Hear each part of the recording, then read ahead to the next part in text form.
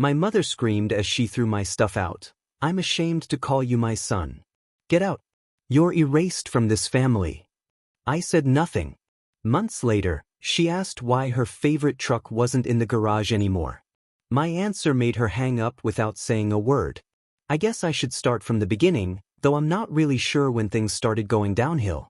I'm 26 now, and up until a few months ago, I was still living with my mom in the house I grew up in. A house that, ironically, I'd been keeping afloat financially since I turned 18. It all started when my dad left us. I was 16, and overnight, the bills started piling up on the kitchen table like they were part of the decor. My mom fell into a deep depression. Someone had to step up, and that someone was me. I got my first job at a supermarket after school. The manager looked at me with pity when I explained my situation, but he gave me the job. I remember feeling so proud when I handed my first full paycheck to my mom. "It's just temporary," I told myself. "Just until she gets back on her feet." But temporary turned into permanent. By the time I turned 20, I was paying for the internet, electricity, water, and half the mortgage. I gave up on the idea of attending college full-time. Instead, I took night classes at the local community college, studying business management, while working full-time at a logistics company during the day. All to keep our home running. And then came the truck. "I need a reliable vehicle, son," my mom said one night while we were having leftover pizza from my second weekend job. "I can't keep relying on public transportation. It makes me feel unsafe." What she didn't mention was that she'd lost her old car because she hadn't made the payments, something I only found out about when the debt collection letters started arriving. Her credit was a disaster by then. "I'll help you, Mom," I said, just like always. I remember being at the dealership, nervous as hell while signing the papers. The truck, a used but well-kept Ford Escape, was put in my name because mine was the only credit good enough for the loan. But everyone knew it was Mom's car. For 3 years, I paid every single $350 monthly payment. Sometimes I had to take extra shifts or work overtime at my weekend job to manage it, but I never missed a payment. "You're a good son," she'd say occasionally, usually after I transferred money to her account for some unexpected expense or emergency. But the words always felt hollow, like she was just checking off a box, not actually grateful. The dynamic at home was weird. I was an adult, but she treated me like a teenager when it suited her. Rules about when I could use the kitchen, complaints if I got home late from work, passive-aggressive remarks about my friends. But when the bills came in or something needed fixing, suddenly I was the man of the house. On my 25th birthday, while my coworkers took me out to a bar to celebrate, I had an epiphany that hit me like a punch to the gut. I had no savings, no real life of my own, and I was postponing all my dreams for someone who treated me more like her personal ATM than her son.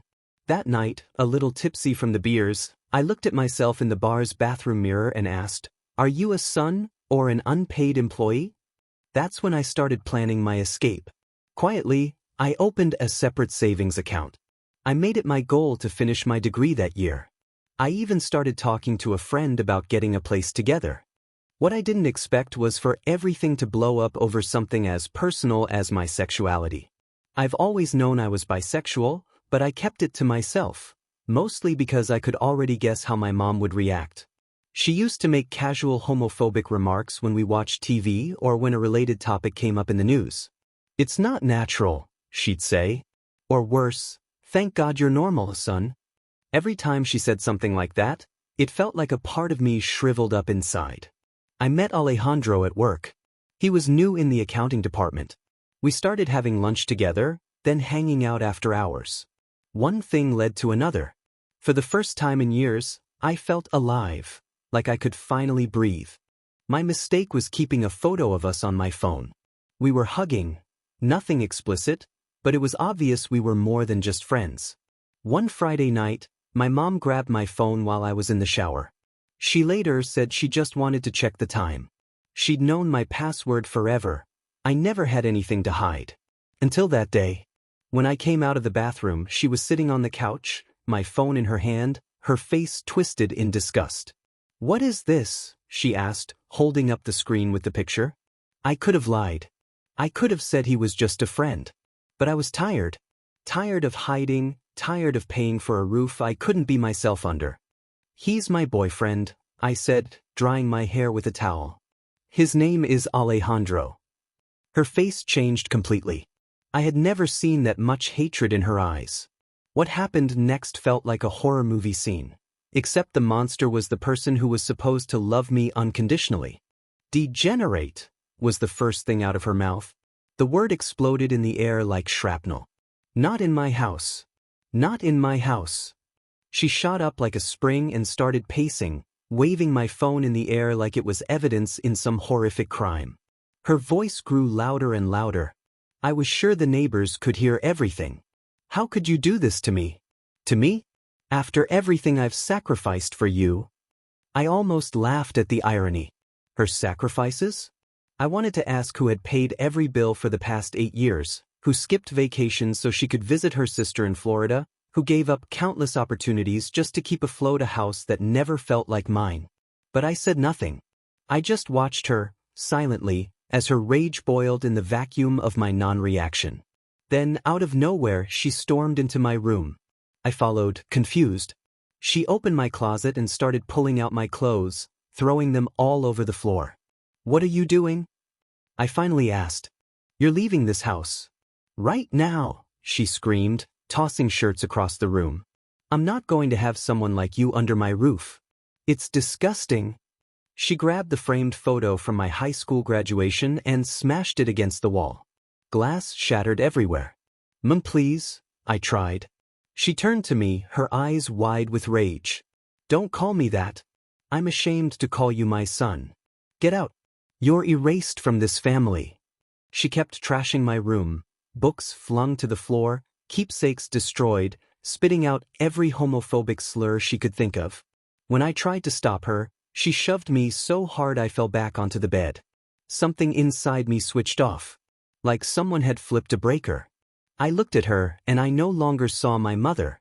I saw a stranger poisoned by hate, someone I had financially supported for years and received nothing but resentment in return.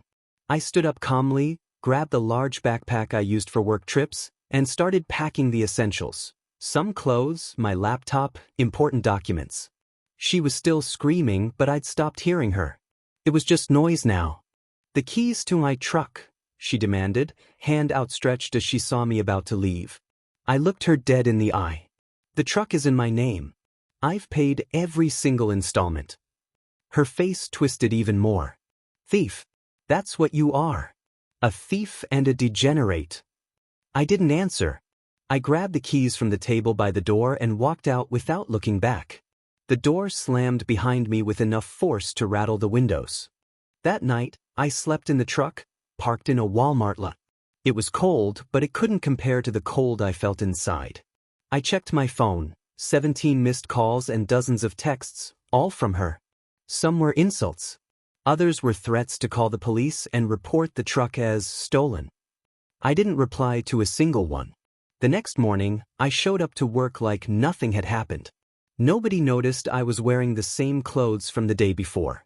During lunch, I called Alejandro and told him everything. Without hesitation, he offered me his couch.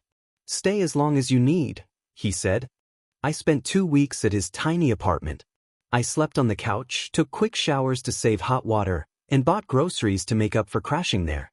But I knew I couldn't stay forever. Our relationship was too new for that kind of pressure. At work, I signed up for every bit of overtime I could get. On weekends, I delivered food for a delivery app. Every penny went into an emergency fund so I could get my own place. Meanwhile, my mom kept trying to contact me. The tone of her messages started to shift, from rage to emotional manipulation. You're killing your mother with this attitude. After everything I've done for you, just give me back what's mine. She always meant the truck. Never once did she ask if I had a place to sleep, if I was eating, if I needed help. It was only ever about the vehicle. One day, while sorting through the glove box, I found every receipt for the monthly payments I'd made over the last 3 years. My name on each one. I remembered the nights I stayed late finishing inventory just to make sure I could afford the payment. The times she took the truck to go shopping or visit friends while I rode the bus to work. I was invisible when I was useful, and a problem the moment I wanted to live for myself, I wrote that night in my journal. After a month, I found a small studio I could afford. It was basic, just one room with a kitchenette and a tiny bathroom. But it was mine. I signed the lease with shaking hands, feeling both terrified and free. Alejandro helped me move in. I didn't have much: the clothes I'd managed to save, my laptop, a few books I'd picked up since, and an inflatable mattress I'd be using until I could afford a real bed. "It's a start," he said, looking around the empty space. And he was right. It was my beginning. The first few weeks were tough. I learned how much things actually cost: soap, toilet paper, laundry detergent. Expenses I used to take for granted because I was always the provider. The difference now was that everything was for me. I slept on the inflatable mattress, which slowly deflated through the night and left me almost on the floor by morning. I ate more instant noodles than I care to admit. But every night, when I closed the door to my tiny studio, I felt something new: peace. And the truck, that had been Mom's for so long, became my lifeline. I used it to commute, to make deliveries on weekends, even slept in it a few nights when the air mattress finally gave out and I couldn't afford a new one right away. At work, I was offered a small promotion.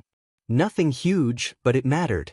I started making real friends, people who accepted me just as I was. Alejandro and I were still together, taking things slowly. My mom stopped calling after a few weeks. The silence hurt more than I expected. Despite everything, part of me still craved her approval, her love. But another part, growing stronger each day, knew I deserved more than begging for conditional scraps of affection. One Saturday, while cleaning out the truck, I found an old photo hidden under the driver's seat. It was my mom and me, smiling in front of a birthday cake on my 16th birthday, right before everything changed.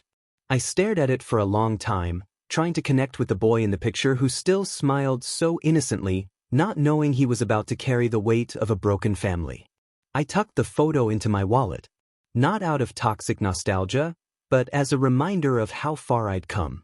3 months after the night I was kicked out, I was finally starting to feel like a whole person for the first time in my adult life. I had a tiny home, a stable job, friends who cared about me for who I was, and the freedom to make my own choices. And then, on a random Tuesday evening while I was making dinner, my phone rang. It was her.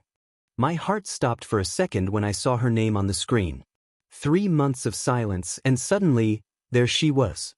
I felt a whirlwind of emotions: anxiety, resentment, and, surprisingly, a flicker of hope. Maybe she'd come around.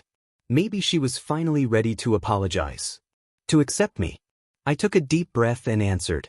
"Hi," I said, trying to keep my voice neutral. "Hi," she replied. Her tone was strangely formal, like she was speaking to a coworker, not the son she had screamed at, insulted, and kicked out of her home. "How are you?" The question caught me off guard. It was so normal. Like the past few months hadn't happened. Like she hadn't told me she was ashamed to call me her son. "I'm doing fine," I said finally. "You?"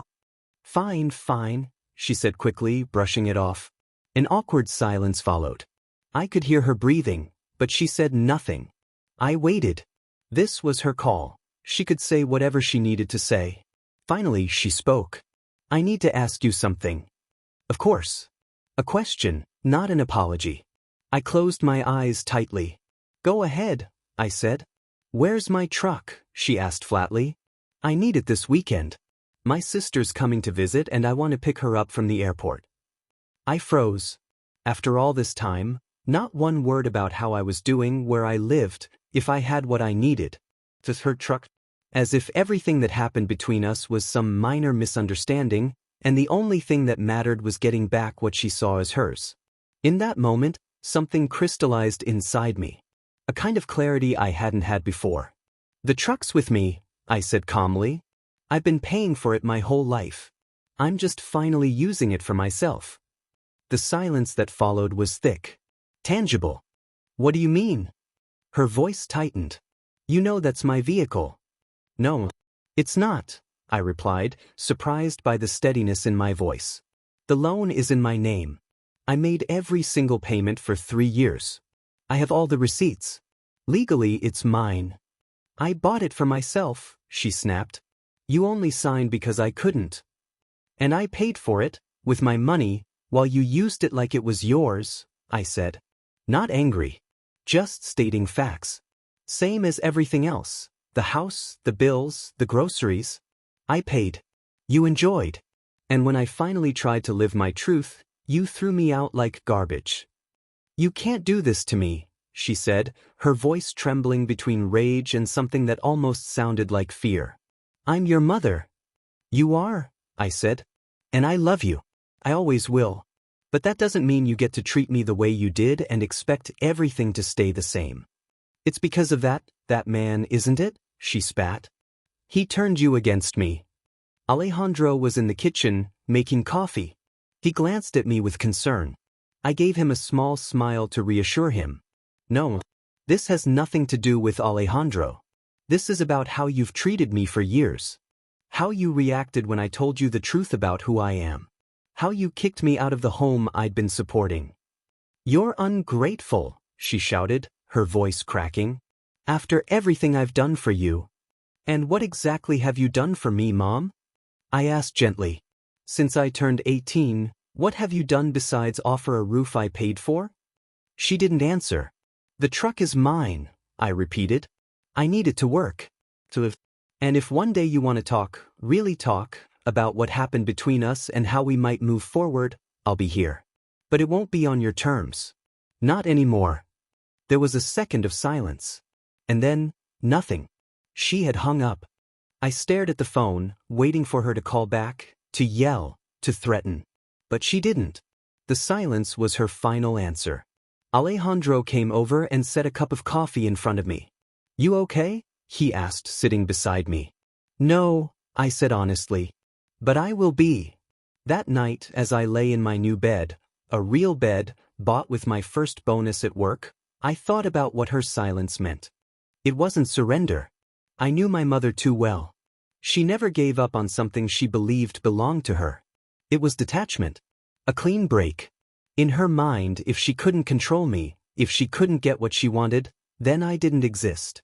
It hurt. But it was also freeing. I didn't have to live under her expectations anymore.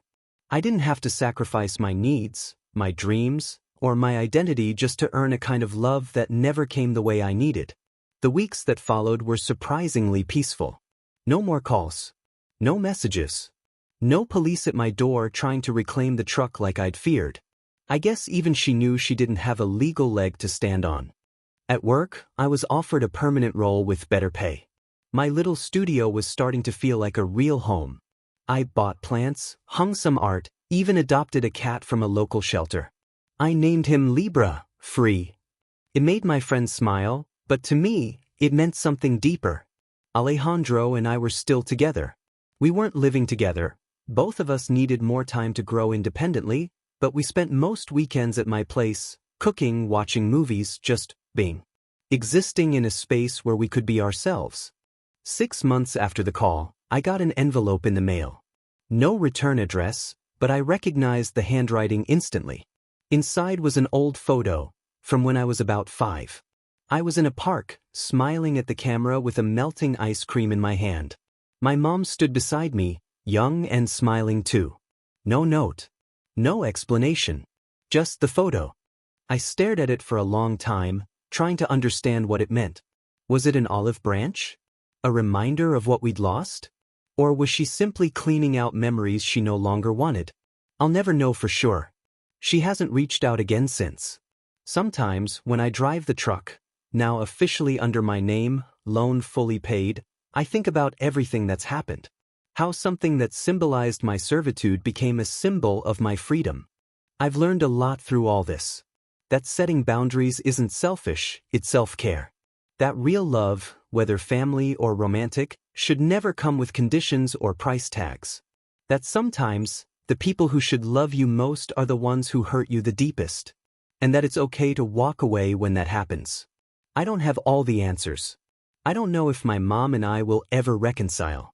I don't know if she'll ever truly accept who I am. I don't even know if I'll ever fully forgive her. But I do know this. Now, I have something I never had before, control over my own life. The freedom to make my own choices, to be who I am without apology, to love who I want to love. Yesterday, I drove to the coast. It was a clear day, the sun shining over the ocean, the wind rushing through the open windows of the truck. I blasted music and sang at the top of my lungs as I cruised down the highway. At one point, I stopped at a scenic overlook, parked the truck, got out, and leaned against the hood, looking out at the endless horizon. This truck, which once felt like a burden, had brought me to that moment of perfect peace. I took a picture of the view and, for a second, I thought about sending it to my mom, to show her where I was, what I'd achieved on my own. But I didn't. This view, this moment, this freedom, it was mine. And for the first time in my life, that was more than enough. If there's one thing I've learned from all this, it's that real love doesn't come with invoices. Family should be about mutual respect, not transactions. And sometimes, the bravest thing you can do is admit you deserve better, and have the strength to find it, even if that means driving forward on your own. If my story resonates with you in any way, consider joining us at Story Confessions. Here, we share our raw truths, our pain, our victories, and everything in between. Sometimes, seeing your own struggle in someone else's words is the first step toward healing. Subscribe today and become part of a community where every story matters, even yours.